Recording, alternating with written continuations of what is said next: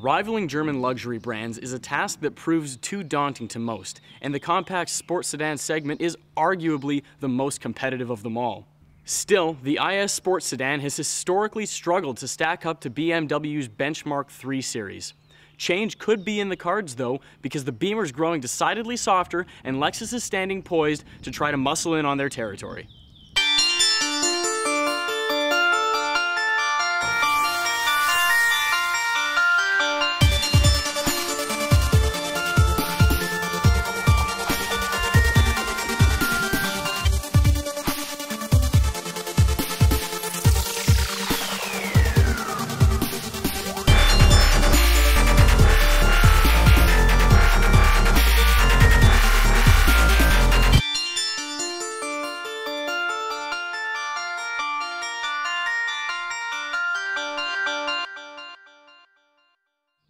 It might come as a disappointment, but you'll end up choosing between the same two powertrains as you had in the second generation.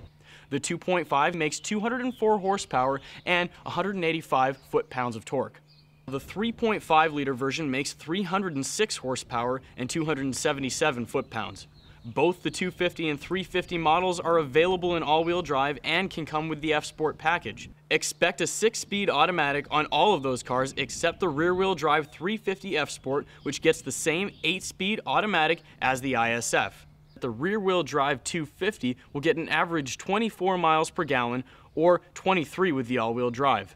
Of course, the sportier 350 is less efficient, although not by much, with an average 22 for the rear-wheel drive or 21 for the all-wheel drive models. That's a minor bump in efficiency for the larger engine, but overall, not much of a change at all from the second generation. What is different though is the styling, and it'll jump right out and bite you. The LED panels are now not a part of the headlight, and the entire front fascia is redesigned. Of course, we have the spindle grille that you've no doubt seen on the rest of the Lexus lineup, which with the F-Sport package gets even more aggressive. Moving around to the rear end, one of the most standout features is the taillights. They wrap around the side of the car and give it a much sexier look. Not only that, but the F-Sport rims also set the car off. Speaking of F-Sport, let's have a look at the inside and what you get with that package. Lexus is a segment leader when it comes to things like interior quality, luxury, and tech, and it shouldn't come as any surprise, but this new IS falls right into that category as well. Of course, you get the little touchpad that makes navigating the infotainment system a breeze. You actually get weather updates and traffic updates via HD radio, subscription free. Regardless of which package you choose, the new seats in the IS are more comfortable than the outgoing model. For example, there's extra lumbar support in the rear seats. Bump it up to the F-Sport package and you get these especially bolstered sports seats, on the other hand, that are only trimmed in the synthetic New Lux material. But the coolest standout feature with the F-Sport package is undoubtedly the LFA-inspired gauge cluster that slides to the right with just the touch of a button on the steering wheel. No matter what, when it comes to the Lexus IS cars, you're in for a sporting experience. After all, both of them are rear-wheel drive V6 powered sports sedans. But if you're a weekend warrior, somebody who wants to spend some time on the track, the IS 350 F-Sport rear-wheel drive specifically is the car for you. That's true for a couple of reasons. First of all, you get the 8-speed transmission that's actually taken straight out of the ISF.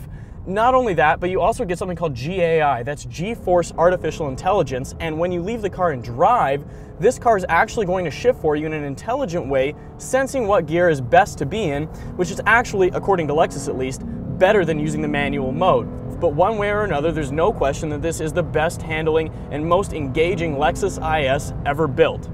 Finally, one of the last things you get with the 350 F-Sport is a Sport Plus mode that you won't otherwise have. Now that does a few things for you. First of all, it gives you a tighter steering feel. It also tightens up the suspension, and finally, it actually gives you a different variable gearing ratio so that you get more performance out of the car's 8-speed transmission, which again is exclusive to the rear-wheel drive 350 F-Sport model.